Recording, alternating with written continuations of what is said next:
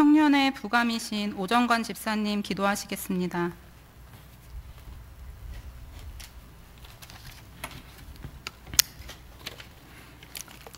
주님 감사합니다.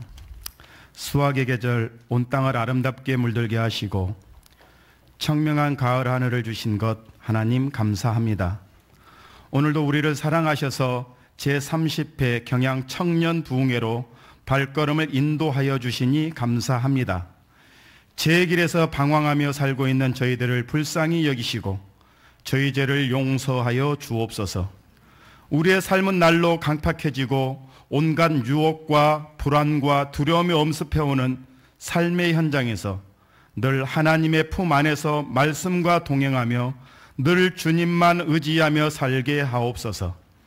이 시간 우리가 주님보다 소중히 여기는 것이 무엇인지 돌아보게 하시고 오직 주님만 의지하고 오직 주님만 더 사랑하고 오직 주님만이 주님 되심을 우리들은 주님의 제자 중에 제자됨을 고백하는 시간 되게 하옵소서.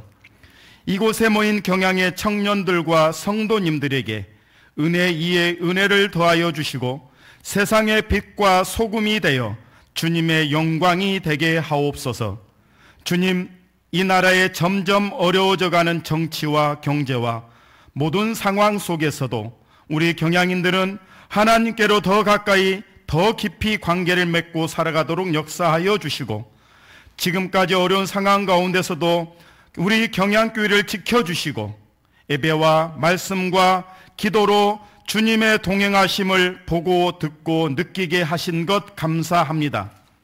종교개혁 501주년을 맞이하는 우리들에게는 오직 성경으로 종교개혁자들의 발자취를 뒤따르게 하시고 경양의 청년들에게 주님을 향한 마음과 주님을 향한 충성과 주님을 향한 헌신으로 주님의 사명을 멋지게 감당하는 용사들이 되게 하옵소서.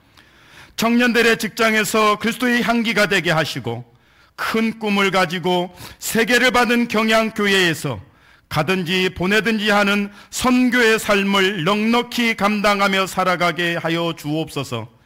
직장을 구하는 청년들에게 합당한 일터를 주시고 결혼을 앞둔 청년들에게는 가장 합당한 배우자를 만나게 하셔서 주님의 복된 아름다운 가정을 이루게 하옵소서. 우리들은 모든 상황 속에서도 오직 주님만 의지하고 담임 목사님을 중심으로 예배와 말씀과 기도로 사명을 잘 감당하는 경양의 청년들과 성도님들이 다 되게 하옵소서. 이 시간 말씀을 전하실 김대희 목사님에게 하나님의 능력이 임하셔서 말씀을 통해 주님의 제자됨을 다시 한번 확인하고 맡겨주신 사명을 기쁨으로 감당하게 하옵소서. 대학부 SFC의 찬양을 받으시고 예배의 시종을 온전히 주님께 맡기오니 받아 주옵소서. 살아계신 예수님의 이름으로 기도합니다. 아멘.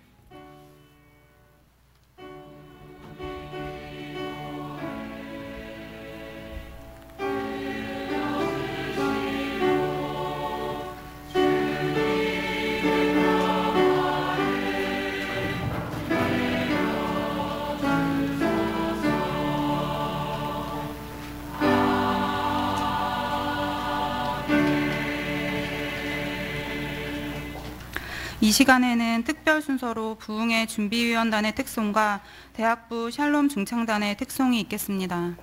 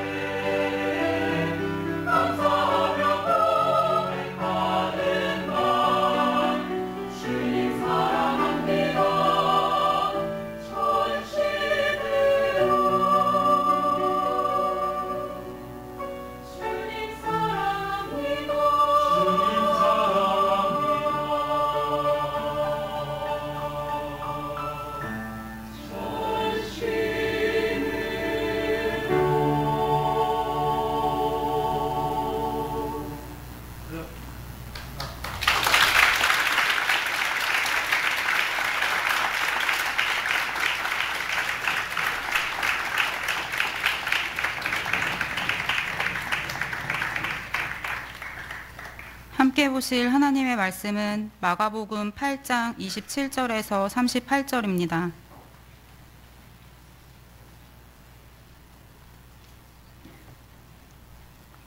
그중 제가 34절을 봉독하겠습니다. 무리와 제자들을 불러 이르시되 누구든지 나를 따라오려거든 자기를 부인하고 자기 십자가를 지고 나를 따를 것이니라. 아멘. 대학부 SFC 찬양대에 찬양이 있은 후 주강사 김대희 목사님 나오셔서 드려진 예물을 위해 기도해 주시고 주님의 주되심과 우리의 제자됨이라는 제목으로 말씀 전하실 때에 많은 은혜 받으시기 바랍니다.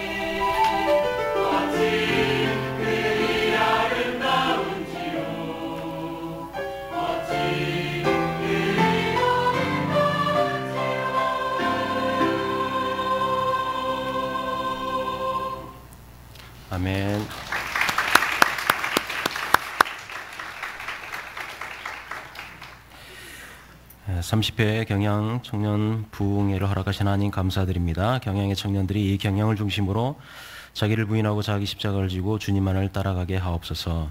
예, 제가 드렸습니다. 김창진 목사님 청년의 부흥회 축복하시고 한량문 은혜 부어주소서. 예, 김주원 목사님 주님의 영광을 나타내시고 그 영광을 목도하는 청년들 되게 하소서. 예, 송광식 목사님 또 석대현 목사님 경규성 강도사님 또 많은 전사님들 우리 박미진 전사님 경의 청년 부흥회를 허락하여 주심 감사드립니다. 이 시대적 사명과 소명으로 아름답고 멋지게 쓰임받는 청년의 때를 아낌없이 주님 앞에 순복하고 헌신을 다짐케 하소서. 우리 박미진 전사님 이현돈 장로님 제30회 경양청년 부흥회를 허락하여 주셔서 감사드립니다. 부흥회 기간 동안 성령님의 인도 따라 은혜의 시간 되게 하시고 주광서 목사님 장중에 붙들어 주시옵소서. 예, 그리고 또 청년회장 홍미애 죄송합니다. 홍미애 A면은 전도사님이신가요? 아니죠? 정신이 혼미해지는데 누구예요? 모르겠다. 홍미애 A 제30회 경영청년을 허락하여 주심에 감사드립니다. 이 시간 주의 영을 부어주시고 은혜를 사모하여 나온 모든 청년들과 성도님들께 풍성한 은혜를 허락하여 주시옵소서. 예, 천영에 우리 부흥 허락하여 주심 감사드립니다. 매 시간마다 말씀의 은혜가 넘치게 하시고 주님의 참된 제자의 삶을 살아가게 하옵소서. 외에도 우리 많은 청년 회원들과 성도님들께서 귀한 예물 드리셨습니다. 이렇게 후원 작정 헌금 드리신 분도 있네요. 김태호, 박종한, 김고은, 또 위하라 이렇게 또 귀한 예물 드렸습니다. 기도하겠습니다. 믿음으로 드렸던 아벨과 그 제물을 우리가 기억합니다. 우리 청년들이 주님 앞에 이렇게 믿음으로 예물을 드렸사오니 주님 받으시옵소서. 하나님 나라에 귀하게 하나님 때에 쓰임받는 복된 예물 되도록 인도하여 주옵소서. 감사하고 예수님의 이름으로 기도드립니다. 아멘. 가르치는 사람, 교사이겠죠? 또는 교수일 겁니다. 가르치는 사람, 그리고 종교인, 종교 지도자, 목사나 뭐 되겠죠? 그 다음에 아빠, 이 세 부류의 공통점이 무엇인지 아십니까? 가르치는 사람, 목사, 그리고 아빠. 꼰대질하기 가능성이 높은 사람들입니다. 그러고 보니까 제가 가장 확률이 높네요. 가르치고 목사이고 극심한 사춘기를 통과하는 두 아들 녀석을 데리고 있으니 그런 아빠이니 아마 요즘 젊은이들 생각할 때 가장 꼰대질할 만한 그런 부류의 사람이 아닌가 생각을 해봅니다. 요즘 젊은이들이 싫어하는 게 바로 꼰대질, 그렇죠? 그리고 또 싫어하는 게 이제 갑질이죠, 갑질. 나름대로 이제 어떤 권한이 있는 권리의 우위를 점하고 있는 갑이 약자인 을에게 행하는 부당행위, 그걸 뭐 갑질이라고 하더라고요. 요즘은 워낙 매스미디어가 발달되어 있기 때문에 여러 소셜 미디어 발달되어 있기 때문에 여지없이 공개되고 드러나고 이루 말할 수 없는 이제 이런 일들이 벌어지게 되잖아요. 용서할 수 없고 참지 못하는 젊은 이들의 모습을 또 보여주고 있습니다. 그 외에도 싫어하는 게 자랑질, 지적질 이런 거 다 젊은이들이 싫어하는 거 아니겠어요? 여러분도 다 싫어하죠? 안 싫어해요? 그래서 요즘 젊은이들은 어찌 보면 그 트렌드가 난 나야, 나는 나야, 어느 누구도 나의 생각과 나의 판단과 내 행동에 대해서 이래라 저래라 할 수 없어, 난 나야. 노래도 내가 제일 잘 나가 이런 노래도 있고 하더라고요. 참 그런 누구에게도 간섭받기 싫어하고 이렇게 지적질하는 걸 굉장히 싫어하고 하는 시대가 지금의 시대가 아닌가 생각을 해봅니다. 그런데 그것 말고도 요즘 젊은이들이 또 청년들이 싫어하는 그런 것들이 있어요. 어떤 자세를 요구하고 어떤 태도를 요구하는 걸 굉장히 싫어합니다. 희생, 헌신, 순종, 봉사, 양보 이런 것도 요즘 청년들이 굉장히 싫어합니다. 구시대적이고 고리타분한 고물로 취급하거나 폐기 처분돼야 될 것으로 생각합니다. 그런데 그런 현대 많은 젊은이들의 그런 생각과는 달리 이 시대를 살아가는 그리스도인들에게, 아니 기독 청년들에게 성경은 2000년 전이나 지금이나 동일하게 똑같이 변하지 않는 태도, 자세를 취할 것을 요구합니다. 오늘 본문은 여러분들 아마 모르는 분이 없을 거예요. 여러 번 읽으셨을 거고 설교도 들으셨을 거고 또 여러 가지 책도 아마 보신 분들도 많이 있을 것입니다. 특별히 오늘을 살아가는 이 경향의 청년들이 분명히 그 입으로 말해야 할 신앙 고백과 또 함께 필연적으로 따라와야 할 마땅한 신앙인의 태도와 자세를 오늘 본문이 보여주고 있습니다. 뭘 말해야 되느냐? 주님의 주되심을 말해야 되고, 무엇을 신앙 자세로 삼아야 되느냐? 나의 제자됨이라는 거죠. 경향 청년 부흥회 30회를 맞이했습니다. 예, 이 부흥회만 말 그대로 문자 그대로 진짜 청년인 겁니다. 예, 혈기왕성한 30살 청년들입니다. 이 30회를 맞이한 이 뜻깊은 시간에 우리 모두 이 주님의 주되심과 우리의 제자됨이라는 말씀으로 본문을 함께 선고해 보고자 합니다. 첫째로, 거대한 세상과 혼탁한 이 시대의 사조 속에서도 주님의 주되심은 우리의 분명한 신앙 고백이어야 합니다. 자, 마가복음 8장 27절로 33절을 합독하겠습니다. 27절부터 33절까지 시작.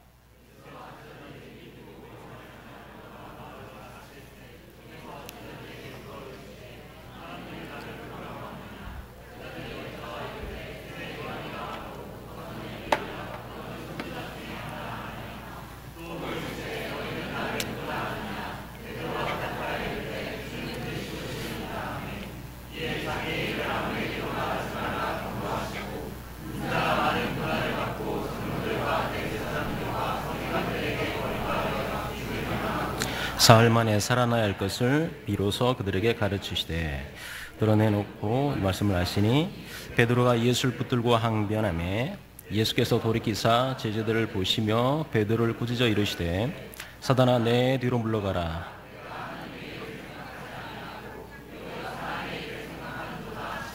아멘. 전혀 예상하지 못한 상황을 접하거나 예상치 못했던 질문을 받았을 때 사람들은 그저 놀라서 어찌할 바를 모르게 되죠. 그래서 당황했다고 보통 말합니다. 예. 여러분, 당황과 황당의 차이를 아십니까? 예. 어떤 사람의 비유가 참 적절한 것 같아요. 물론 한자는 달라요. 한자는 다릅니다.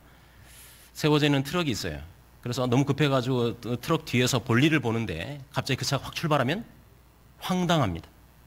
근데 그 차가 볼일 보고 있는 자기에게 뒤로 후진하면 당황하게 되죠. 재미없죠? 네. 어쨌든 예상치 못한 질문을 받았을 때 사람들은 당황하게 되죠. 아마 너희는 나를 누구라 말하느냐라는 이 예수님의 질문을 받은 제자들이 문자 그대로 제가 봤을 땐 당황한 것 같아요. 예. 다른 사람들의 어떤 생각만을 말하는 줄로 알았는데 예수님의 허를 찌르는 질문. 예. 제자들은 많은 사람들이 예수님에 대해서 말하는 것에만 관심이 있었습니다. 사람들이 예수님을 세례 요한이라고 말합디다. 어떤 사람들은 엘리야 선지자와 같다고 말합디다. 아니, 많은 사람들은 예수님이 선지자 중에 한 분이라고 말하고 다니는 걸 제가 들었습니다. 라고 마치 자기의 정보력이 최고인 양, 예수님께 막 좀 이렇게 세간의 평, 세평을 예수님께 말하고 있습니다. 예수님이 거기에 관심이 있는 게 아니었어요. 그 다음에 예수님은 초점이 있었던 겁니다. 허를 찌르시는 거죠. 그렇다면 너희는, 나를 따라다니는 너희는 나를 누구라고 말하느냐? 제자들 모두 자신들을 향한 예수님의 이런 갑작스러운 질문에 대해서 뭐라 대답할지 몰라서 머뭇거리고 그렇게 좀 있었을 것입니다. 그때 주는 그리스도십니다 라고 역시 예수님의 수제자요 혈기왕성한 다혈질의 사나이 베드로가 정말 멋지고도 위풍당당하게 큰 소리로 대답을 했지요. 정말 유명한 그 신앙 고백, 베드로의 신앙 고백이 터져나오는 그런 일성이 아닐 수 없습니다. 자, 이 베드로의 신앙 고백 이후에 우리가 잘 알고 있는 대로 예수께서 자신이 순환을 당하시고 죽게 되시며 사흘 만에 부활하실 것을 비로소 처음 언급하시는 말씀이 이어지고 그리고 연이어서 놀라운 반전이 있게 되죠. 네. 멋진 신앙 고백을 했던 그 베드로가 오히려 예수님으로부터 책망을 듣게 되는 장면이 연이어서 기록되어 있습니다. 자, 여기서 우리가 간과해서는 안 되는 중요한 요소들이 있습니다. 우선 예수께서 제자들에게 자신이 누구이신지 물으셨던 곳이 어디인가라는 그 장소의 문제를 우리가 간과해서는 안 됩니다. 그 장소에 대해서 본문은 말하기를 가이사라 빌립보와 그 주변이라고 말하고 있습니다. 가이사라 빌립보. 그 이름에서 우리 충분히 알 수 있듯이 유대식 도시가 아니고 로마 제국의 도시로 지어진 그런 곳입니다. 기원전 3년 전에 헤롯 대왕의 아들, 여러 아들이 있는데 그 중에 빌립이 있어요. 이두레 지방을 다스리고 있었던 이 분봉왕 빌립이 그곳에 로마식 도시를 더 증축을 했고, 그리고 로마 황제인 시저 카이사르에게 그걸 헌정한다는 의미로서 가이사를 붙였습니다. 그리고 이 도시를 건립한 자가 자기이기 때문에 자기 이름을 붙여서 가이사라 빌립보가 된 것이죠. 헬라 및 로마 제국의 그런 풍을 갖춘 도시답게 이곳은 우상 신전들이 많이 있었습니다. 대표적으로 목축의 신, 전운의 신이라고 할 수 있는 판신을 섬기는 곳이 여기에 있었습니다. 인면수신이라고 들어보셨습니까? 그러니까 사람의 얼굴을 가지고 있고 몸은 짐승의 몸을 가지고 있는, 얼굴 몸은 염소, 이런 몸을 가지고 있는 신이 판신입니다. 이 신은 놀랍게도 그래서 로마 신화에 보면은 잠을 즐겨합니다. 잠자는 걸 좋아해요. 그래서 그 신이 잠을 자고 있을 때는 정말 말 그대로 목가적인 분위기가 형성되고 참 평화롭습니다. 그런데 그 잠을 누군가 방해한다? 그 잠을 방해한다? 그럼 이 판신은 요즘 말로 돌아버립니다. 그래서 그 분노를 이겨내지 못하고 분노를 표출하는데 괴성을 지릅니다. 어떤 괴성을 했느냐? 저는 모르겠어요. 어쨌든 어쨌든 뭐 이런 소리를 질렀겠죠. 그러면 이 괴성이 울려 퍼지면 듣는 모든 사람이나 모든 짐승이나 모든 만물이 그대로 얼어붙어 버립니다. 두려워가지고 아무것도 못하고 얼음 땡 할 때까지 기다려야 돼요. 벌벌 떨게 되는 거죠. 여러분 영어 단어에 극심한 두려움에 사로잡히거나 이렇게 공포감에 사로잡혔을 때 패닉에 빠진다고 그러죠. 패닉이라는 단어가 이 판신에서 나온 단어이죠. 자, 그래서 이 판신의 노여움을 달래기 위해서, 그리고 그를 통해서 이 농경사회라든지 목축이 잘 되도록 하기 위해서 신전을 가이사라 빌립보에 물이 풍부한 그 지역이 바로 위에 절벽이 있는데 절벽에 약간 구멍을 뚫어가지고 거기다가 신전을 만들었습니다. 자, 그리고 또 무엇보다도 이 가이사라 빌립보라는 지명에서도 우리가 볼 수 있듯이 이 지역은 로마 황제 카이사를 큐리오스로 주로 섬기는 신전도 있었습니다. 황제를 신의 아들로 추앙하고 신격화해서 황제를 주님으로 섬기기 위해서 신전이 세워져 있는 겁니다. 그리고 제사를 드렸던 거죠. 자, 그렇다면 여러분 가이사라 빌립보, 당시 세상 사람들이 볼 때 주로 여김을 받는 큐리오스라고 여김받는 황제와 또 다른 큐리오스인 판신을 섬기는 우상 숭배의 도시가 아닐 수 없죠. 누가 봐도 이 세상의 큐리오스는 판신입니다. 어느 누가 정상적인 사고를 하는 그 당시에 어느 누가 그 생각을 해봐도 진정한 큐리오스는 카이사르죠. 카이사르가 손가락을 이렇게 하면 살아나고 이렇게 하면 죽습니다. 최고의 큐리오스라고 볼 수 있겠죠.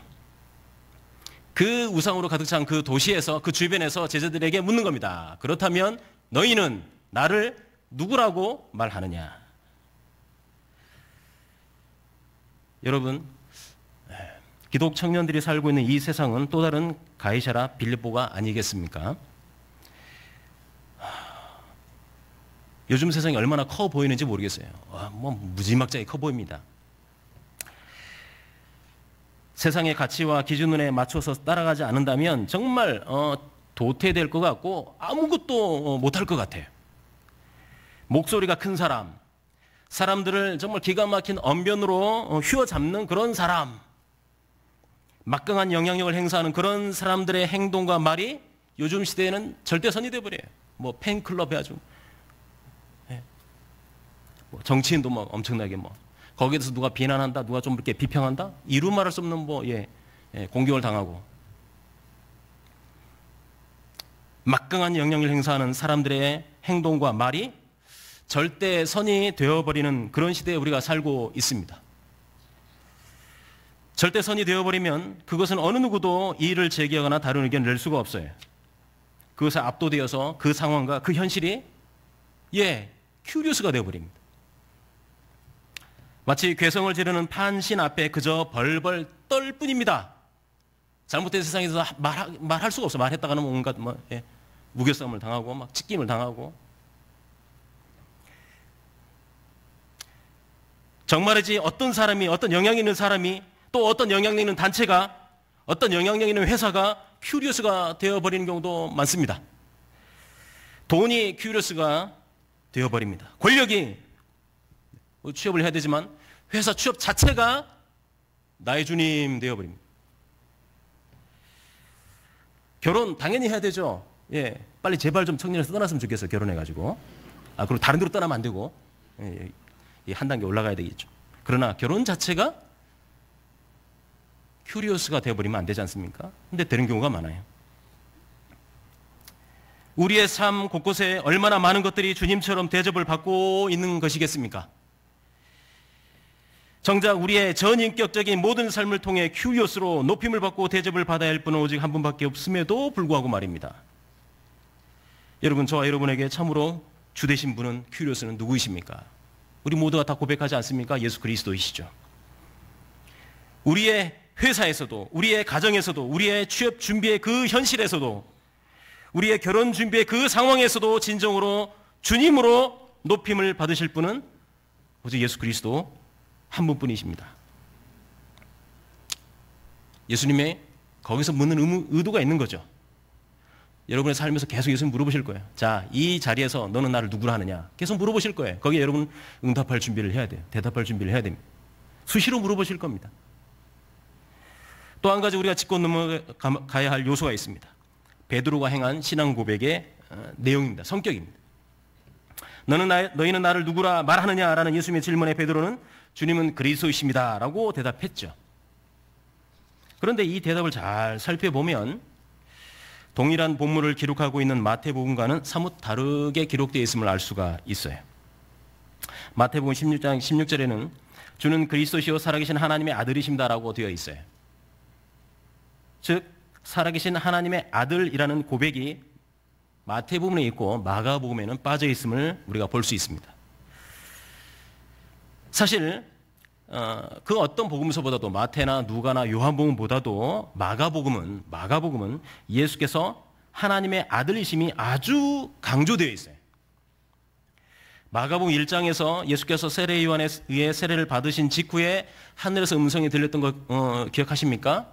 이는 내 사랑하는 아들이다. 내 기뻐하는 자다라는 하늘의 음성, 아버지 하나님의 내 아들이야, 하나님의 아들이야 인정해 주시고 선포해 주시는 그 음성 기억하실 겁니다. 여러분 마가복음 9장의 변화산에서의 구약의 선지자를 대표하는 엘리야와 또 율법을 대표하는 모세가 예수님과 함께 의논했습니다. 정확하게 의논의 내용은 나오지 않지만 학자들은 추정하기를 그 이후로부터 예수님의 순환 예고와 계속 예고와 죽음, 부활을 예고하고 있기 때문에 그 죽으심과 부활하심을 의논했을 거라고 추정하는 학자들도 있습니다. 그 변화산에서 그 논의한 직후에 하늘의 음성이 들리죠. 이는 내 사랑하는 아들이다. 조금 더 구체적으로 말합니다. 그러니 너희는 저의 말을 들어라 라고 말하고 있어요. 여러분 마가복음의 절정의 부분이 15장입니다. 예수께서 십자가에 달리시는 그 장면이죠. 예수께서 십자가에 달리신 후 마침내 운명하셨을 때 성소 휘장이 위로부터 아래로 찢어져 둘이 되자 이방인인 로마 백부장이 이렇게 고백합니다. 이 사람은 진실로 하나님의 아들이어도다. 자, 이렇게 이와 같이 마가복음은 예수께서 하나님의 아들이심을 보여주는 세 개의 앞에 부분, 서론 부분에 그리고 중간에 그리고 마지막 부분에 큰 기둥처럼 세워져서 마가복음 전체를 떠받치고 있는 것을 보게 됩니다. 그리고 여러분 명시적으로 예수님께서 하나님의 아들이심을 선포하고 마가복음 시작해요. 마가복음 1장 1절. 하나님의 아들 예수 그리스도 복음의 시작이라고 되어 있어요. 시작이라. 근데 엄밀히 보면 여기는 동사가 없어요. 그 하나님의 그 아들, 예수 그리스도의 복음의 시작, 이게 캐치프레이즈처럼 되어 있어요. 선언하고 그 다음에 2절부터 마가복음을 기록하고 있는 것을 우리가 볼 수가 있습니다. 그러니까 마가복음은 예수님은 하나님의 아들이시다를 이미 선포하고 중요한 세 가지 기둥으로서 보여주면서 마침내 이방인의 백부장의 고백을 통해서 드러나게 하셨던 거죠. 그런데 정작 베드로의 신앙 고백이야말로 마태복음 16장 16절처럼 그리스도시요 살아계신 하나님의 아들이십니다라고 정확히 고백된 표현임에도 불구하고 마가복음에서는 살아계신 하나님의 아들이 빠져 있다는 겁니다. 성령의 감동하심을 입어 기록한 저자 마가는 아마도 베드로가 한 이 신앙 고백의 진정성을 꿰뚫어 보고 아마 그래서 그것을 빼지 않았을까 이렇게 추정해 봅니다. 무슨 말이냐면 여러분 마가의 초대교회 전승에 의하면 이 마가의 스승이었던 사도 베드로가 그의 설교와 그의 증언을 할 때 제자였던 마가가 그걸 기록합니다. 그게 마가복음이라고 초대교회 전승에 나와 있습니다. 기록할 때 베드로가 아마 이렇게 고백하지 않았을까 싶습니다. 내가 그렇게 그때 살아계신 하나님의 아들을 고백했지만 나는 사실 알지도 못하고 고백한 거야. 내가 내 편협한 생각에 사로잡혀가지고 말은 그렇겠지만 내 중심을 믿지 않았어 라고 진실되에 글쎄요 마가에게 그걸 설명하지 않았을까 싶습니다. 그래서 마가는 마태복음은 들어가 있지만 실제 고백했던 데 들어있지만 마가복음은 그걸 아마 빼지 않았을까 싶습니다. 즉 베드로는 예수님을 참된 하나님의 아들로 제대로 인지하지 못했던 겁니다. 아니 더 정확하게 말하면 자신만의 편견과 판단으로 자신이 정해놓은 답이 있어요. 자신이 정해놓은 메시아관이 있고 자신이 정해놓은 하나님의 아들관이 있는 거예요. 그래서 베드로의 신앙 고백은 결국 자기가 믿고 싶은 대로 행한 불완전한 편협한 신앙 고백이었던 것입니다. 그의 고백이 잘못되었다는 것은 바로 이어지는 대로 예수께서 순환을 예고하셨을 때 베드로가 보인 반응이 극명하게 그것을 증거해 줍니다. 베드로의 고백을 들으신 후 예수께서는 인자가 많은 고난을 받고 장로들과 대제사장들과 서기관들에게 버림을 받게 되며 죽임을 당하게 될 것이다. 그리고 3일 만에 부활할 것이다 라고 당신 자신의 순환과 죽으심 그리고 부활을 예고하셨습니다. 그런데 중요한 것은 이 예고를 비로소 제자들에게 가르치셨다라고 기록하고 있어요. 더 정확하게 말하면 이러한 일들이 벌어질 것을 그전에는 한 번도 말씀하지 않으시다가 베드로의 신앙 고백 다음에 비로소 가르치셨다는 사실입니다. 이에 대해 베드로가 보인 반응은 충격적이죠. 한글 성경에서 베드로가 예수를 붙들고 항변했다라고 되어 있어요. 그전 성경은 가나더니 이렇게 되어 있죠. 좀 더 정확하게 표현하면 rebuke입니다. 영어로 하면 예수님을 책망했다는 겁니다. 비난했다 이런 뜻이에요. 에피티마오 헬라어로. 제가 용서하십시오. 제가 약간 좀 과장해서 표현을 해보겠습니다. 이런 의미라고 생각됩니다. 예수님, 무슨 말씀하신 거예요?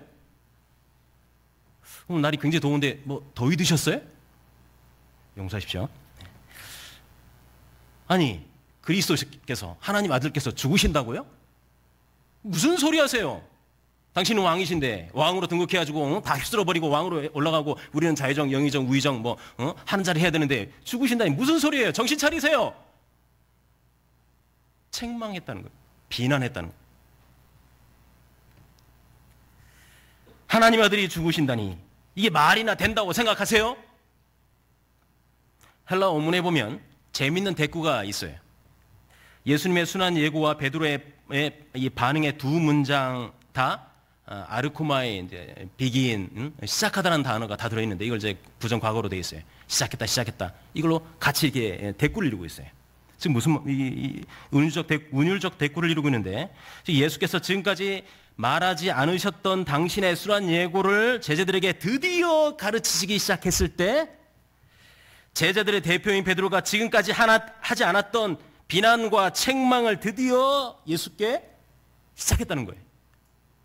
그 전까지는 내가 원하는 대로 잘 되고 예수님 잘하고 계셔 비난할 필요 없지. 근데 자기과 충돌이 일어나니까 비난하기 시작했다는 거예요. 여러분, 베드로의 예수님을 향한 책망과 비난이 매우 잘못되었다라고 생각하십니까? 생각되십니까? 그러니 예수께서 사단아 내 뒤로 물러가라. 너는 나를 넘어지게 하는 자로구나. 내가 하나님의 일을 생각지 아니고 도리어 사람의 일을 생각하는도다 라는 책망을 듣는 것이 당연하지 라고 생각되십니까? 우리는 너무나도 자주 성경을 대할 때 전지적 작가 시점으로 성경을 대하는 경우가 많아요. 마치 요즘 TV 프로그램에서 관찰 프로그램들 많이 있더라고요. 뭐 미운 뭐 땡땡 쉐끼 뭐 이런 거 있고, 그 다음에 뭐죠? 전지적 뭐 땡땡 시점인가 뭐 이런 것도 있고 막 그러더라고요. 네, 뭐 어쨌든 많은 그 관찰 프로그램들 있어요. 뭐 예. 그 관찰 프로그램들 보면서 간식을 먹으면서 저 궁상, 아유 저러니 결혼을 못 하고 있지라고 하면서 간식을 잘근잘근 씹어가면서 바라보듯이 성경을 바라보는 거예요. 여러분, 베드로의 모습은 우리의 모습입니다. 우리는 예수님을 구세주로 고백하죠. 안 하는 사람이 누가 있겠습니까? 고백 안 하면 여기 있을 리가 없죠. 혹시 뭐 어디 옆 동네에서 간첩이 온 건 아니잖아요. 예수님을 그리스도시요 살아계신 하나님의 아들로 우리 모두가 고백하죠.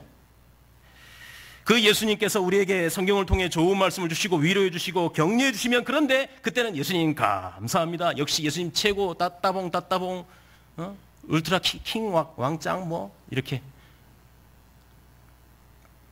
찬양하고 감사하기 시작하죠. 그런데 정작 자신이 정해놓은 예수님에 대한 신앙관, 자신이 정해놓은 어떤 그 교회의 관, 여기 어긋나면 불같이 화를 냅니다. 교회가 썩었어? 우리랑 뭐 이상한 말을 해? 요즘 이 교계 말씀 전하는 트렌드와 달라? 이러면서 비난하기 시작합니다. 불같이 화를 내고 받아들이지 않는 거예요. 고난을 받으라고 언급하면, 희생하라고 언급하면, 요즘 시대에 안 맞는 말씀이잖아요. 그거 못 받아들이겠습니다. 내 형편을 보세요. 그럴 입장이 아니잖아요. 내가 먼저 잘되고 행복해지는 것이 하나님의 뜻이지. 무슨 희생하는 청년? 뭐 좁은 길을 가는 청년이 아름답다? 아름답게 뭐가 아름다워요? 고생스러운 길이지. 하면서 그 잘못된 겁니다. 못 받아들이겠어요. 무시하고 비난하기 시작합니다. 안 그래요? 그런 적 없습니까? 여러분, 예수께서는 그리스도이십니다. 그리고 살아계신 하나님의 아들이십니다. 더 중요한 건 그 내용이에요. 그 진심이에요. 예수께서는 당신께서 그리스도이시기 때문에 기꺼이 장로들과 제사장들과 서기관들에게 버림바 되셨습니다. 예수께서는 당신께서 하나님의 아들이시기 때문에, 아들이심으로 기쁨으로 고난을 당하시고 채찍에 맞으시고 마침내 십자가에 달려 죽으셨던 것입니다. 하나님 아들은 그러면 안 되죠. 당신은 권좌에 앉아만 계셔야죠. 하나님을 위한 것 같아요. 예수님을 위하는 것 같아요. 천만의 말씀? 자기가 생각하는 예수님을 만들어 놓은 거예요. 여러분, 예수님께서는 고난을 당하시고 채찍에 마침내 십자가에 달려 죽으셨습니다. 바로 저와 여러분을 구원하시기 위해서. 이것이 당신께서 메시아요 하나님의 아들 되심을 보여주는 놀라운 표징들입니다. 무엇보다도 예수께서 그리스도시요 하나님의 아들이심을 결정적으로 보여주시기 위해서 3일 만에 부활하셨던 겁니다. 여러분, 우리의 고백은 입술로만 하는 립 서비스. 여러분, 성경을 잡으면 그 영어 성에 보면은 이사야에서 보면은 저들이 입술로만 나를 존경한다 할 때 립서비스라고 되어 있어요. 영어 표현에. 입술로만 존경한대요. 입술로만 찬양하고 입술로만 감사하고 입술로만 헌신한다고 고백합니다. 우리의 모습 아닙니까? 입술로만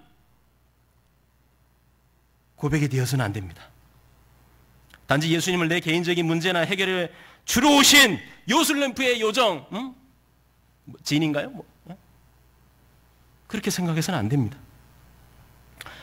예수님을 이놈의 세상, 말도 안 되는 헬조선 이런 거 막 붙여가지고 이놈의 세상 확 뒤집어졌으면 좋겠다. 그런 정치적인 메시아로 예수님을 고백해서는 안 됩니다. 우리가 진정으로 해야 될 고백은 예수님은 철저히 낮아지셨으며 또한 완전함으로 높아지신 그리스도시요 살아계신 하나님의 아들이심을 고백해야 하는 것입니다. 우리의 생각과 경험과 판단이 여기에 끼어들어서는 안 돼요.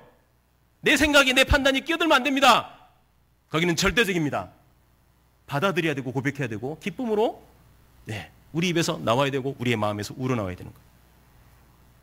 여러분, 아무리 시대가 혼탁하고 물질 만능이 판치는 세상이라 할지라도 예수님만을 진정한 큐리오스로 주님으로 고백하고 친히 낮아지셔서 고난을 당하시고 십자가 달려 죽으심으로써 우리의 모든 죄인들의 구세주가 되셨다는 사실을 정말 마음으로 진심으로 매 순간 고백하시는 청년들이 되시길 바랍니다.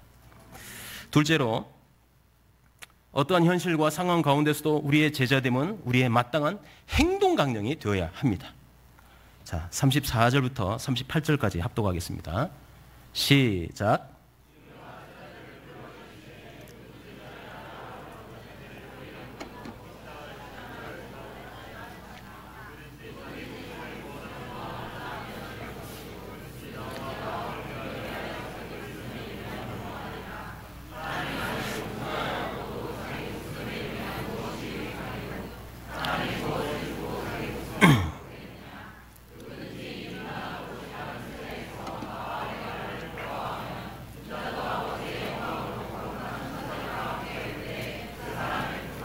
아멘. 앞에서 이미 베드로의 신앙 고백 및 고난 예고를 통해서 예수께서는 왜 당신께서 진정한 주이신지를 우리에게 보여주셨습니다. 그리고 이제 당신의 주되심을 증거하신 예수께서는 연이어서 저와 여러분에게 제자도가 무엇인지를 제시하고 있습니다. 혹자는 누가복음에서 마가복음 말고 누가복음에서 제시하는 제자도와 달리 이 마가복음의 제자도는 12명의 제자, 사도, 그 사도들에게만 해당되는 제자도라고 말하는 그런 분도 있어요. 물론 일부분은 누가복음에서 보면 누가복음에서는 제자도와 함께 재물을 바르게 사용할 것을 권면한다는 차원에서 청지기도를 아주 많이 강조하고 있는 건 사실입니다. 그래서 재물에 집착하거나 또 재물을 자신만을 축적하거나 또 잘못된 곳에 재물을 낭비하는 그런 일들, 이 경고하는 비유들과 이야기들이 누가복음에는 상당히 많이 등장합니다. 그러나 그렇다고 해서 누가복음과 마가복음의 제자도를 달리 볼 필요는 전혀 없습니다. 청지기도는 제자도 안에 당연히 포함되어 있기 때문입니다. 특별히 오늘 본문 34절에 보면 예수께서 베드로를 책망하시면서 그 다음에 하신 말씀이 무리와 제자들을 불러 이르시되 이렇게 돼 있어요. 갑자기 무리가 등장합니다. 무리와 제자들 불러 이르셨다라고 돼 있습니다. 그러니까 특정한 제자인 12사도에게만 주시는 말씀이 아니고 모든 시대 모든 그리스도인에게 주시는 제자도임을 금방 알 수 있는 겁니다. 종교학자 존 칼빈도 그의 기독교 강요 제3권 6장에서 8장에 걸쳐가지고 제자도에 대해서 자세히 기록하고 있습니다. 주목할 점은 칼빈이 그런 제자도를 가리켜서 좀 더 실제적으로 그리스도인의 생활이라는 단어로 전환해서 말하고 있어요. 즉 특정의 제자나 목사에게만 해당되는 제자도가 아니고 모든 그리스도인의 마땅한 생활 윤리가 예수께서 가르쳐 주셨던 제자도라고 칼빈은 옳게 천명하고 있습니다. 여러분, 우리가 매일 살아가는 모든 패턴과 자세, 행동 모두가 그리스도인의 생활입니다. 어떤 건 그리스도의 생활이고 어떤 건 그냥 내 마음대로 생활? 그럴 수가 없어요. 한순간도 그리스도인으로서의 생활이 아닌 것이 없습니다. 예수님을 믿고 난 후부터 우리는 우리의 전인격을 통해서 그리스도인으로서의 삶을 사는 겁니다. 그렇다면 그리스도인의 이 생활의 출발점이 무엇이겠습니까? 그리스도인의 생활을 어떻게 시작하는 거겠습니까? 칼빈이 말합니다. 그리스도인의 생활은 철저히 하나님의 일을 하겠다는 강렬한 동기에서 출발한다. 출발하는데 그리스도 자신과 그분의 구속 행위에서 얻는다라고 말했어요. 내가 아침에 일어나서 이를 닦고 세면을 하고 밥을 먹는 것도 그리스도 자신과 그분의 구속 행위를 힘입어서 하게 된다는 겁니다. 회사 생활하는 것도 연애를 하는 것도 철저히 그리스도와 그분의 구속 행위의 근거에서 한다는 말입니다. 그리스도인의 생활은 단지 혀로서 하는 것이 아니고 그리스도와 그분의 구속 행위가 마음속 가장 깊은 감정에까지 침투해서 영혼 안에서부터 인간 실존 전체까지 미치는 것, 그게 그리스도인의 생활이어야 돼. 그렇다면 구속을 행하신 주님의 이 주되심을 고백하는 저와 여러분에게 요구되는 제자도는 구체적으로 어떤 것들이 있겠습니까? 먼저 예수께서는 저와 여러분에게 제자도, 즉 그리스도인의 생활의 핵심인 자기 부정을 요구하십니다. 자기 부인, 자기 부정. 누구든지 나를 따라오려거든 자기를 부인해라. 여러분, 이 말씀의 맥락을 우리가 살펴보면 자기 부인이 무엇인지를 알 수가 있어요. 하나님의 아들 예수께서 많은 고난을 받고 장로들과 대제사장들과 서기관들에게 버림바 되어 죽임을 당하고 사흘 만에 살아날 것이라고 예고하셨죠. 그게 바로 자기 부인을 보여주는 대표적인 말씀입니다. 여러분, 빌립보서 2장 6절에서 8절의 말씀을 잘 아실 겁니다. 암송하는 친구도 많이 있을 거예요. 그는 근본 하나님의 본체시나 하나님과 동등됨을 취할 것을 여기지 아니하시고 오히려 자기를 비워 종형체를 가지사 사람들과 같이 되셨고 사람의 모양으로 나타나사 자기를 낮추시고 죽기까지 복종하셨으니 곧 십자가에 죽으심이라. 바로 예수께서 순환 예고를 하신 내용과 정확히 일치하지 않습니까? 이처럼 메시아이시며 하나님의 아들이신 예수께서 친히 자기 부인을 저와 여러분에게 보여주신 것입니다. 여러분, 예수님이 이 말씀은 지금 제자들에게 따끔하게 지금 하시는 말씀입니다. 철저히 자기중심적인 사고를 견지하고 있던 베드로뿐이겠어요? 제자들 다 마찬가지입니다. 그 제자들에게 그리스도인으로서의 삶의 전환을 지금 요구하시는 겁니다. 여러분, 그리스도인이 무엇입니까? 그리스도인, 문자 그대로 those who belong to Christ입니다. 그리스도에게 속한 자 아닙니까? 그리스도인은 그리스도에게 속한 자예요. 그러면 여기에 내가 주인이 될 수 있습니까? 없습니까? 이 절대 주인이 될 수가 없어요. 그리스도는 그분이 주인이십니다. 여기에 환경이나 어떤 닥친 상황이 주인의 자리에 앉을 수가 없는 겁니다. 오직 예수 그리스도께서 주가 되시고 그분께 속한 우리는 우리를 내려놓고 그분만을 고백할 뿐입니다. 계속하여 칼빈이 말합니다. 그리스도인의 생활의 핵심은 바로 자기 부정이다. 자기 부정은 우리 자신의 주인이 결코 아니고 하나님께 내가 속했다는 고백에서 출발한다. 여러분, 그러므로 자기 부정은 자기를 위해 살지 아니하고 하나님께 헌신함으로써 나타나는 거예요. 자기의가 강한 사람들이 있죠. 자기의가 강한 사람들은 자기가 강하기 때문에 남에게 상처를 줘요. 남에게 상처만 줍니다. 남을 섬길 줄도 몰라요. 오히려 남에게 대접받기만 원하죠. 그러나 여러분, 예수님을 보십시오. 우리 예수님은 하나님의 아들이심에도 불구하고 섬김을 받으려 함이 아니라 도리어 섬기려 하고 자기 목숨을 많은 사람의 대속물로 주려 오셨습니다. 요즘 젊은 부부들은 부모님 모시기 싫어하죠. 여러 상황과 합당한 이유들이 분명히 있어요. 그걸 제가 뭐 무조건 부정하고 그런 건 아닙니다. 분명히 합당한 이유가 있고 또 부모님들이 또 같이 살기 싫어하는 부모님도 많이 있어요. 네, 여러 가지 이유가 있습니다. 근데 그 이유 중에 하나가 젊은 부부들이 부모님을 모시기 싫어하는 이유 중에 하나가 자신만의 시간을 갖기 원하기 때문에 안 모신다고 합니다. 젊은 부부들은 자녀 낳는 것도 굉장히 부담스러워합니다. 요즘 한 자녀도 잘 안 낳으려고 그래요. 여러분, 과중한 자녀 교육비 이를 말할 수 없는 현실적인 문제가 있거든요. 무조건 낳는다고 다 해결되는 거 아니잖아요. 엄청나게 그런 현실적인 문제에 부딪혀서 낳는 게 부담스러운 것도 사실입니다. 합당한 이유들이 분명히 있습니다. 하지만 자녀를 낳지 않으려고 하는 것은 시대사조가 되고 있다는 겁니다. 자녀를 낳고 그 자녀에게 자신의 젊음과 인생을 쏟아붓기보다는 자신의 자아실현, 그것을 위해서 살고자 하는 욕구가 더 큰 것입니다.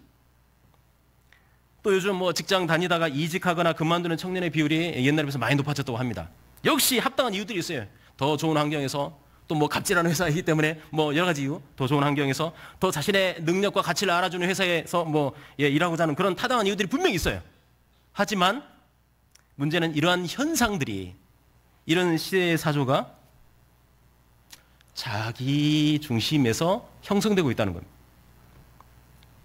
이 시대의 트렌드가 남을 위해서 희생하고 섬기고 배려하기보다는, 그래서 자기를 부인하기보다는 자기가 먼저이고 자기가 최고이고 자기가 항상 살아있는 겁니다. 왜 이렇게 잘 살아요? 하지만 여러분, 그러한 세상 풍조와는 달리 성경은 저와 여러분에게 철저히 자기 부인을 요구하십니다. 여러분, 교회야말로 예수님의 자기 부인으로 세워진 자기 부인의 영적인 공동체입니다. 네. 이 세상이 자기 중심, 자기 인정이 무질서하게 춤추는 그런 난장이라고 한다면, 이 세상이 자기 부인으로서 철저히 모범을 보여주신 예수께서 머리 되신 교회야말로 자기 부정의 공동체예요. 세상과는 역행하고 있는 거 아니겠습니까? 세상과는 전혀 다른 방향을 하고 있지 않습니까? 많은 세상이 그렇게 가니까 여기는 뭐 잘못된 겁니까? 천만의 말씀, 이거야말로 제대로 된 교회입니다. 이거야말로 제대로 가고 있는 겁니다. 하나님 말씀을 따르고 있기 때문에. 청년 여러분, 청년들은 이 교회에서 철저히 자기 부정을 실천해야 됩니다. 자기 의를 부정하고 자기 생각을 부인하고 자기 판단으로 교회를 대적하는 우를 범해서는 안 되는 겁니다. 우리 날마다 죽고 예수 그리스도께서 분초마다 영광을 받으시게 해야 하는 겁니다. 여러분, 여러분의 가정과 직장에서 그리고 사회생활에서도 자기를 부인해야 합니다. 세상 속에서도 우리는 날마다 죽고 그곳에서 역시 우리 주님은 주님 되셔야 합니다. 저와 여러분이 그리스도 예수에게 속한 자로서 예수 그리스도와 그분의 구속행위의 기초에서 자기를 부인하는 삶을 우리의 전 삶의 영역에서 살아가시기를 바랍니다. 여러분, 우리에게 명령하신 제자도의 또 다른 측면이 있어요. 첫 번째는 자기 부인입니다. 자기 부정. 두 번째는 자기 십자가를 지는 것입니다. 이것은 사실 자기 부정의 핵심이기도 합니다. 자기 부정의 핵심이 자기 십자가를 지는 거예요. 예수께서 자기 십자가를 지라라고 말씀하시는 이 맥락에는 예수 당신께서 지실 십자가를 반영하고 있어요. 메아리치고 있습니다. 많은 사람의 구속을 위해 지시는 대속의 십자가를 예수님은 지셨죠. 이것이 바로 하나님의 아들 예수께서 보여주신 최절정의 자기 부인의 모습입니다. 당시 최고의 수치는 십자가형을 받아 죽는 것입니다. 그런데 예수께서는 그 십자가를 우리를 구원하시기 위해서 지셨습니다. 사실 여러분, 우리는 예수께서 지신 십자가를 질 수 없어요. 그분이 지신 십자가는 우리가 질 십자가는 본질적으로 다릅니다. 구속의 십자가입니다. 그분께서 지신 십자가는. 우리가 지는 십자가는 각자에게 주어진 사명을 위해 지는 십자가예요. 구속의 십자가를 지신 그분께서 그리스도의 제자에게 자신을 따라 십자가를 지라고 명하십니다. 각자에게 주어진 십자가를 지고 나아갈 때 필연적으로 수반되는 자세가 있는데 그게 바로 여러분 인내와 순종입니다. 우리가 지는 십자가는 우리에게 인내와 순종을 자연스럽게 훈련시킵니다. 예. 사실 우리는 일순간이라도 한 명도 예 없이 일순간이라도 하나님의 멍에를 벗어버리는 그 육의 충동을 가지고 있어요. 편안해지고 싶어하는 거. 예. 우리 모두의 이 본질적인 죄성 때문에 그게 있습니다. 어찌하든지 편해지려고 하는 습성이 있는 거죠. 그러면 한번 반문해 보겠습니다. 여러분, 자신의 십자가를 지지 않으면 편할까요? 편해질까요? 가벼워질까요? 예수님은 마태복음 11장 29절 이하에서 이렇게 말씀하십니다. 우리로 하여금 당신의 멍에를 메고 자신에게 배우라고 말입니다. 예수께서 주시는 멍에는 쉽고 가볍기 때문에 우리의 마음이 쉼을 얻을 것이라고 또한 덧붙이시죠. 분명히 여기서 우리가 볼 때 예수님을 따르는 자에게는 각자의 십자가가 있다는 겁니다. 근데 아무리 가볍다 해도 무게감이 있을 수밖에 없어요. 예수님께서 가볍다고 그랬지 없다고 하진 않았어요. 아유, 그럼 지지 말아야지. 그러시든지 말든지. 여러분, 분명히 무게는 있습니다. 그 무게가 있기 때문에 고통이 있고 그 고통을 인내해야 되고 그걸 인내하면서 순종을 해야 돼요. 그건 당연히 필연적으로 따라오는 거예요. 그런데 여기서 우리가 간과해서는 안 되는 부분이 있습니다. 예수님 밖에 있을 때는 더 크고 더 어렵고 본질적으로 결코 해결할 수 없는 무거운 짐을 지고 있다는 겁니다. 그걸 모를 뿐이지. 여러분 가운데 힘든 교회 생활로부터 벗어나고 싶어하는 그런 분이 있습니까? 물론 없겠지만 혹이라도 있다면 이의 비유를 한번 제가 말씀해 드리고 싶어요. 교회라는 배를 타고 갑니다. 큰 배를 타고 가는데 멀미가 생겨요. 토하고 뭐 아무리 큰 배라도 한번 이렇게 흔들기 시작하면 멀미하고 난리가 나죠. 예. 얼마나 고통스럽습니까? 다 토해내고 이거 정말 고통스러워요. 그래서 그 멀미를 더 이상 하고 싶지 않아서 망망대해 바다로 뛰어들 것입니까? 그런 미친 사람은 없을 거예요. 영혼의 파멸만을 맛보게 될 것입니다. 여러분, 자기 십자가를 지는 일에는 필연적으로 인내와 순종이 따라오는 겁니다. 비록 우리가 십자가를 지고 예수 그리스도를 따를 때 우리가 진 십자가로 말미암아 고통을 당할 수 있지만, 그러나 그 고통을 당하는 그리스도인은 칼빈이 말하는 대로 하나님 안에서 항상 진정한 위로를 얻는다는 사실을 우리가 기억해야 합니다. 그리스도의 남은 고난을 그의 몸된 교회를 위하여 내 육체에 채우노라. 골로새 1장 24절에 이 말씀, 이 고백과 같이, 고백했던 이 바울과 같이 경영의 청년들은 교회를 섬기기 위해 각자에게 주어진 십자가를 마땅히 감사함으로 질 줄 알아야 합니다. 인내와 순종으로 감당하면서 기쁨과 즐거움을 교회를 섬김으로써 맛보라는 겁니다. 교회를 섬김으로써 맛보라는 겁니다. 교회 밖에 나가지 말고, 뭐 회사 다니지 말라 그 말 아니에요. 오해하지 마시고. 바로 이것이 예수께서 저와 여러분에게 요구하시는 제자도 그리스도인의 생활 윤리인 겁니다. 자기를 부인하고 자기의 십자가를 지고 우리의 주가 되시는 그리스도를 따라가는 것. 이 시대에 저와 여러분에게, 특별히 경영의 청년들에게 더 요구하고 있는 하나님의 말씀입니다. 여러분, 자기를 부인하기를 두려워하고 자기 십자가 지는 것을 꺼려는 자들에게 주시는 예수님의 준엄한 경고를 또 우리가 기억해야 됩니다. 제자도를 명하신 예수님의 말씀을 부끄러워하는 것은 곧 예수님을 수치스럽게 생각하는 자입니다. 그렇기 때문에 그 자에게는 결국 우리 주님께서 아버지의 영광으로 거룩한 천사들과 함께 다시 오실 때 그 사람을 부끄러워할 것이다 라고 말씀하고 있지 않습니까? 청년 여러분, 그리스도이십니까? 그리스도인이십니까? 제자이십니까? 그렇다면 주님께서 오늘 저와 여러분에게 주시는 제자도의 명령을 기억하십시오. 자기를 부인합시다. 자기 십자가를 칩시다. 그리고 이렇게 지놓고는 자기를 따라가거나 가족을 따라가거나 뭐 잘생긴 이상한 사람 따라가면 안 되고 주님을 따라가시기 바랍니다. 여러분의 가정과 직장과 사회생활에서 자기를 부인하고 자기 십자가를 지며 예수님만을 쫓으십시오. 무엇보다도 교회에서 경양의 청년으로서 자기를 부인하고 각자에게 주어진 십자가를 지며 경양교회의 머리 되신 예수 그리스도를 쫓으십시오. 그러면 우리 주님 다시 오시는 그날에 부끄러움을 당하지 않게 될 겁니다.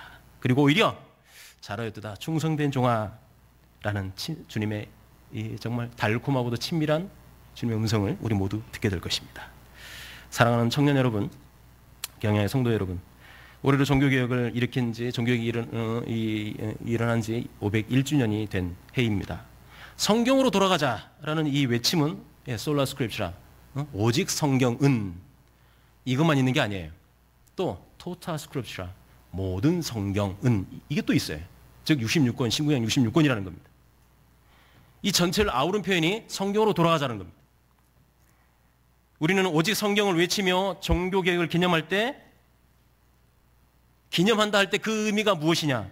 그 성경 말씀의 구체적인 명령에도 귀를 기울인다는 게 전제가 돼 있어요. 여러분, 신구약 성경이 우리를 향해 외치는 말씀, 주는 그리스도시요 살아계신 하나님의 아들이시요 철저히 죽기까지 순종하신 그분으로 말미암아 우리가 죄로부터 해방되었으며 더 이상 진노의 자녀로 살지 아니하고 하나님의 백성이 되었다라는 이 직설법적인 선언을 분명하게 고백해야 됩니다. 우리 모든 삶에서. 뿐만 아니라 예수로 말미암아 구원받은 너는 이제부터 자신을 철저히 부인하고 각자에게 주어진 십자가를 지고 예수를 따르라는, 이건 명령법입니다. 앞에는 직설법이라면 이건 명령법이에요. 이 명령법도 철저히 귀를 기울이고 자신의 생활윤리로 받아들여 실천해야 마땅합니다. 우리가 속한 가정에서도, 직장과 사회에서도, 무엇보다도 우리 주님께서 우리의 신앙생활의 터전으로 허락하신 이 경양교에서도 성도로서 마땅히 행할 희생과 섬김과 봉사와 순종을 통해 주님의 주되심과 우리의 제자됨을 구체적으로 실천해야 마땅합니다. 여러분 모두 주님의 주되심과 우리의 제자됨을 매 순간 매 상황에서 선포하며 증거하고 실천하시길 우리 주님 예수님의 이름으로 축원합니다.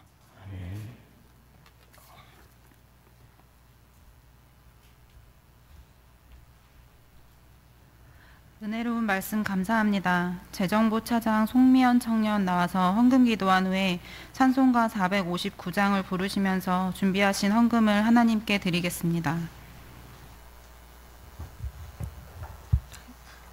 하나님, 제30회 경양 청년 부흥회 토요일 저녁 예배를 드리게 해주신 감사합니다. 주님의 주되신과 우리의 제자된 말씀을 기억하며 자기를 부인하고 자기 십자가를 지고 예수님을 따라가는 모든 청년들이 되게 해주세요. 주신 은혜에 감사하며 정성껏 준비한 헌금을 주님께 드립니다. 우리가 가진 모든 것은 하나님이 주신 것임을 알며 헌금을 드림에 감사와 은혜가 넘치게 해주세요. 드린 헌금이 하나님의 영광을 위해 사용되어지기를 원합니다. 올바르게 쓰일 수 있도록 지혜를 더하여 주세요. 예배 이후에 있을 모든 일정들도 하나님께서 주관하여 주세요. 예수님의 이름으로 기도드립니다.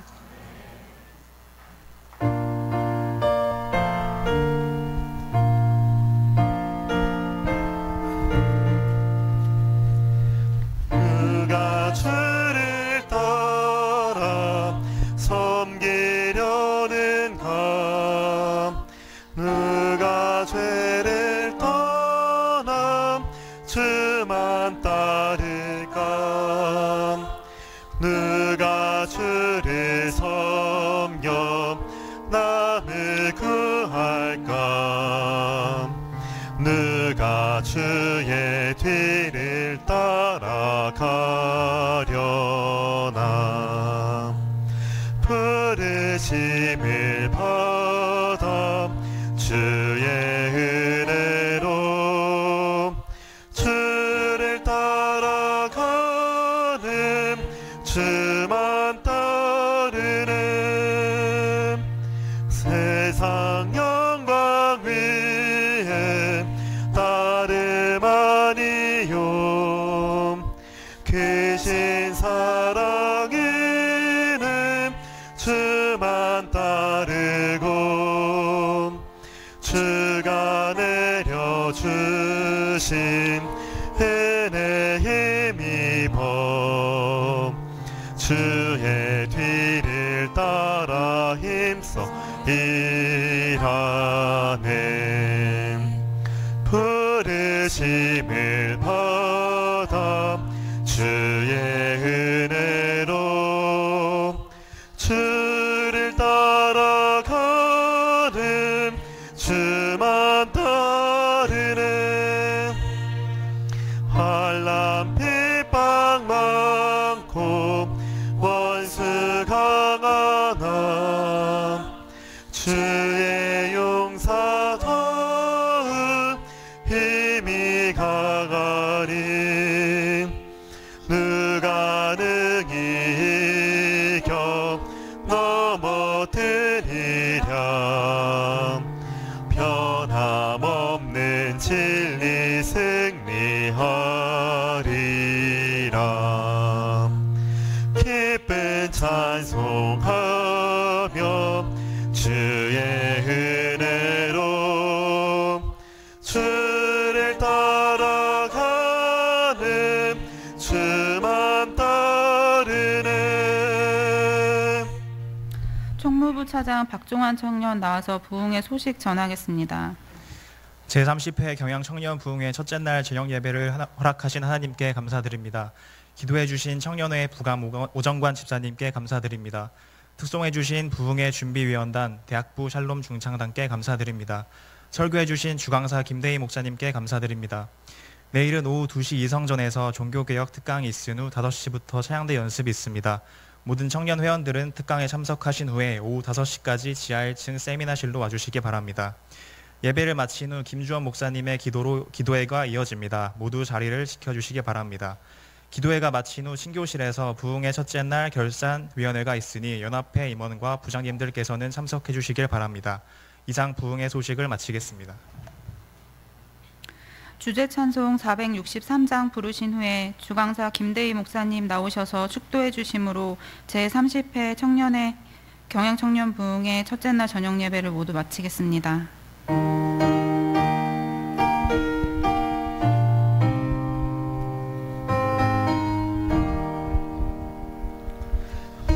신자 되기 원합니다. 진심으로 신자 되기 원합니다. 진심으로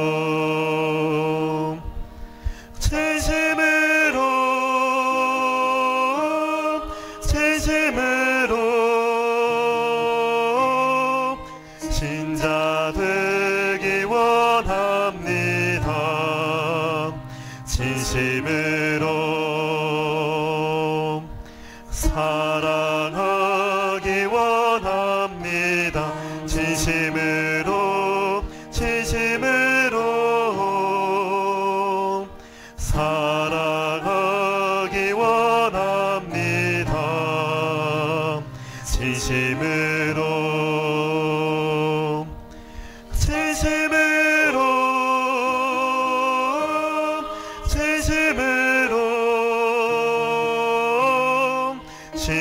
신앙하기 원합니다. 진심으로 거룩하기 원합니다. 진심으로 거룩하기 원합니다. 진심으로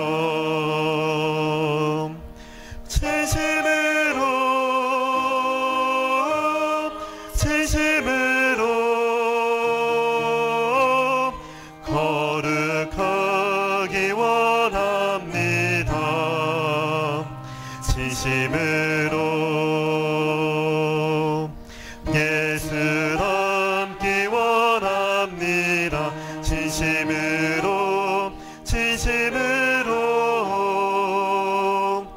예수 닮기 원합니다. 진심으로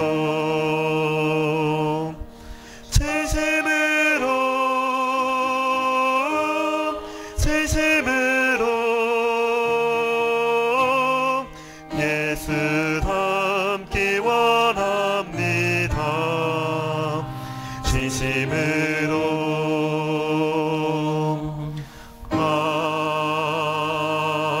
아멘. 우리 구주 예수 그리스도의 은혜와 하나님의 놀라우신 사랑과 성령님의 감화 감동 위로 교통하심이 어떤 상황과 어떤 순간에서도 예수님만이 나의 구주가 되심을 고백하고 이 경향을 중심으로 항상 자기를 부인하고 자기 십자가를 지고 오직 주님만을 쫓기를 원하는 사랑하는 경향의 청년들 머리 위에 이곳에 함께한 모든 성도들 위해 이제부터 영원까지 함께 있을지어다. 아멘.